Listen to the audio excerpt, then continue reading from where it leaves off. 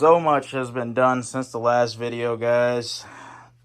Sorry, I was planning on getting out a video sooner, but I just, I was in my mode and I was trying to keep pushing on this thing.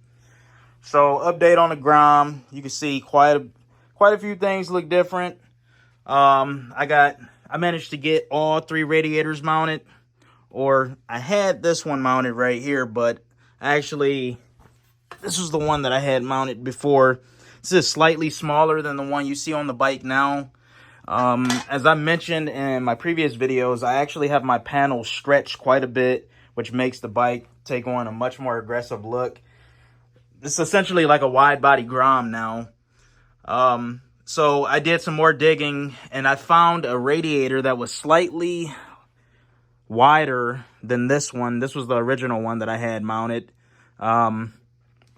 So I just ordered it on a whim and it actually worked out pretty good.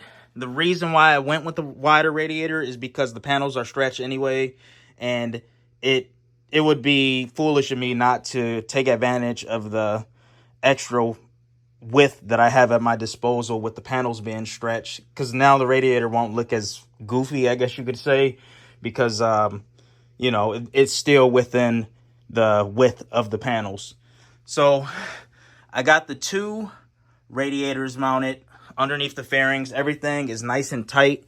Worked out pretty good. I do got to straighten a little bit of these fins because, these have been handled quite a bit. But I managed to get these mounted. They're nice and tight. Got them fastened with rubber mounts. And definitely look somewhat concealed. I do have a little bit of wiggle room to move them back and forth. I could completely get that end tank covered up, but even if that, was shown a little bit, it really doesn't bother me at all. It was executed perfectly in my book. I do still have the weld fittings on them.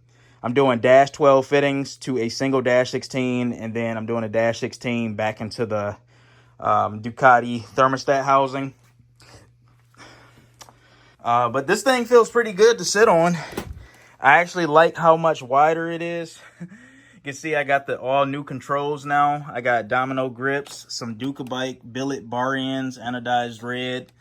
We got the Ducati billet switch housing, the new Brembo RCS brake clutch or brake master with the smoked housings or the smoke reservoirs. Same with this side. This is a Brembo RCS clutch master cylinder. And then I also have the smoked reservoir for this. I got the Ducati, or I'm sorry, not the Ducati, the Moto Gadget 6-way switch. These do illuminate and they look pretty sweet when they're lit up. Let me actually show you what that looks like, because this does look pretty sweet. It kind of reminds me of a PlayStation controller. A few people have told me that too, so let me show you what that looks like. All right, so I got a makeshift battery hooked up just to show you guys this, but this is what the switch looks like. The camera is making it look a little washed out because these look super vibrant in person. But basically what you have here is high beam, low beam, left turn signal, right turn signal, horn, and then an auxiliary switch, which I haven't decided on what I'm going to use for yet. But all in all, the actual bar controls look a lot better to me. Still got my Ducati, or not my Ducati, the Moto Gadget billet shatterless mirror, so if you drop the bike you don't break the mirror. Had that on there before, but all in all I'm pretty happy with how this turned out. Everything looks nice and clean. This piece right here, it will be getting swapped out with a glossy carbon piece. I'm waiting for that to come in the mail, but it might be a few weeks before I get it because it's coming from overseas. And then I think I'll probably swap these bolts out with some red titanium bolts just to give it a little bit more pop in this area. Finally got the swing arm back as well. Got this back from the machinist the other day.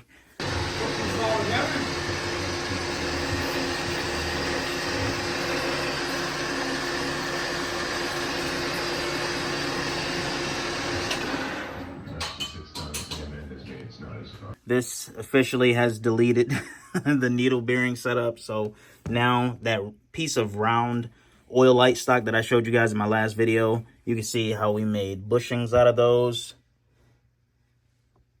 A bunch of support welds have been done in this area as well to close up and box in a lot of stuff as well.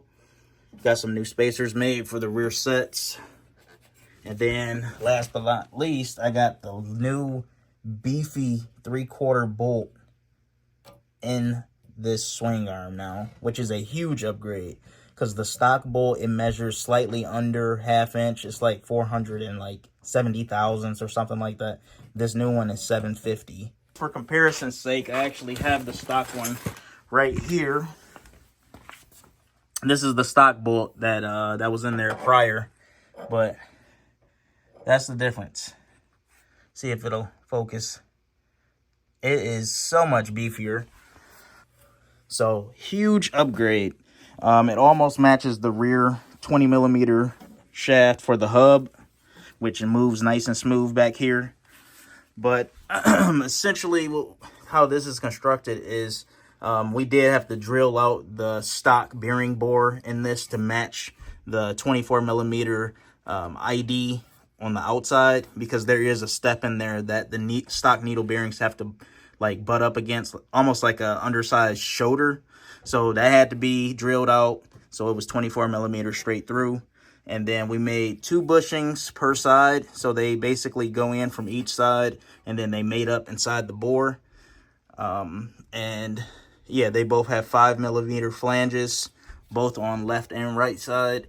And this thing feels a lot better than factory. Like, there's no play in it at all. I feel so solid. This is such a solid move to get a larger shaft and these Groms that are trying to push the limit on the stock, or somewhat of a stock chassis, because all of this area is stock Grom based, other than where you see the front tubular section tie in to hold the engine. I also did change out the rear sprocket.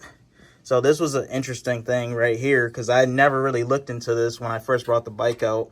I just kind of threw whatever on there for sprockets just to get the thing up and running. But just for reference, I had a 32 tooth sprocket on the rear initially. It was a 15 front sprocket and a 32 rear sprocket. Just for reference, the stock Panigale 1199S uses a 15 front and a 39 tooth rear, which is a 2.60 sprocket ratio. The Panigale R uses a 15 front with a 41 tooth rear. It's a slightly more torquier bike because it has a higher tooth rear sprocket, and so that's like a 2.73 sprocket ratio. What I had on my bike with the 15 tooth front and the 32 tooth rear, with all the videos that I've made for you guys thus far before the teardown, that had a 2.13 sprocket ratio. So when I tell you I've had so much torque taken out of this bike because of the sprocket ratio, it's not even funny. So with this new setup, I started looking at the sprocket ratio, because this bike was geared to go 160 miles an hour with the 15 tooth front and the 32 tooth rear. I've been 140 on this bike before. I really don't want to go those speeds on here. I would much rather have a torquier bike for like street driving. So I took like 40 miles per hour out of it, and I went down to this 40 tooth front sprocket or rear sprocket, or went up to 40 tooth. And then I went to a 14 tooth front, which is on the engine. So that'll give me a 2.86 ratio, which should be a completely different animal. I'll be gaining like 35%, somewhere around like 30% torque, which should be a drastic difference. So I can't wait to see what that feels like. The bike will have a top speed of like 125 miles per hour, which is perfect for me because, like I said, I'm focusing more on street driving than anything. I'm not trying to do highway pulls on this thing. That's just not what the intention for the build is. This is kind of just more of a street light to street light, drive around the city, curvy road, stuff like that. So, and then, you know, occasionally drag race it, especially with all these new upgrades that I've done. But all these upgrades should be going in the right direction. The cooling system obviously is going to be a huge upgrade with the new radiators. I tried to match the front radiator. This one is loose right here because I got to make new mounts for it. But I tried to match the front radiator as close as possible to a stock Ducati radiator configuration. The two up here I had to break up into two separate ones because I can only fit, you know, I only have so much real estate, and it was just easier to put those on their own respective sides. This one right here, like I said, I've been playing back and forth with different radiator sizes. This was the original one I was going to go with. This is 14.6 length by 7-inch height. And then I found this one, which is also 7-inch height, but this one is 17 inches wide, which fits within my panel stretch real estate. So I got to weld fittings on that radiator, obviously straighten it up, and then get the new mounts welded on it. That one also has 1-inch ports, which matches the Ducati Panigale stock engine inlet and outlet coolant ports, which is also great because now I know it'll hold up to the coolant flow rate that pump is capable of pushing on the engine. And yeah, but everything's coming together pretty good. Just waiting on a few more pieces to come in the mail. I got to make some new coil mounts, and waiting on my wheels to come back from powder coat. And yeah, I'm gonna keep trucking along. I did get some new rotors for this thing. I'm not sure if I showed this in my last video, but I got some pretty sweet rotors now. This is a pretty sweet design. Switch it up a little bit from the boring round ones.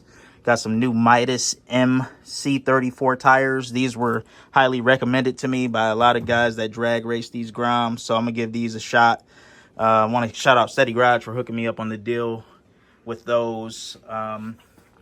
But yeah, guys, this thing is definitely coming together. I'm glad I got those radiators mounted and got everything looking how I want it to look. But even the fans fit really good on the backside of these radiators. I only got one hand, so unfortunately I can't show that right now, but I got to make a mount for those fans to go on the back. I'll basically have one on the backside of each radiator, and then I'll maybe try to fit two up here if the forks allow, but I can't guarantee that. But the plan is to paint those black so they can blend in a lot better. I got to straighten a few fins on there, and then get the fittings welded, and then pretty much go from there. Got that new Ducati V4S throttle all wired up. This works perfectly through the Fuel Tech, so I no longer have the KTM electronic throttle on there. I actually got a electronic, like a real Ducati V4S throttle pedal on there now. But yeah, this thing is coming together. So if you guys haven't, please subscribe. Please go